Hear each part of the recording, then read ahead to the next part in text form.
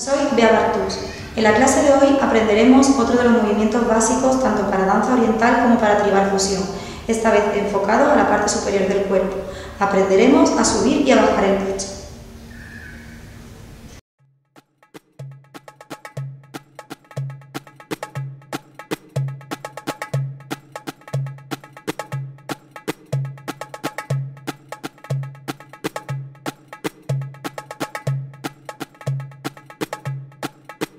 Para subir y bajar el pecho no necesitamos usar los omóplatos, es cuestión de abrir las costillas y el diafragma.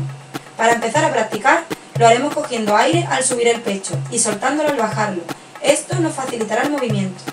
Otra forma de subir o sacar el pecho es en vez de hacia arriba, hacia adelante, enfocado más al tribal fusión. Practicaremos el movimiento combinando subir el pecho hacia arriba y sacándolo hacia adelante.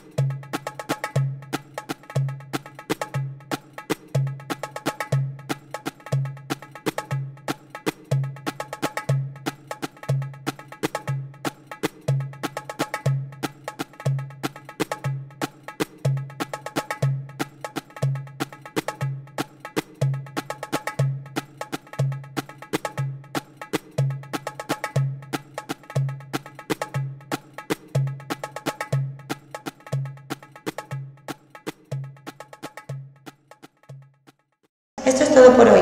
Si os ha gustado podéis seguirnos en las siguientes redes sociales que aparecen en pantalla. Hasta la próxima semana.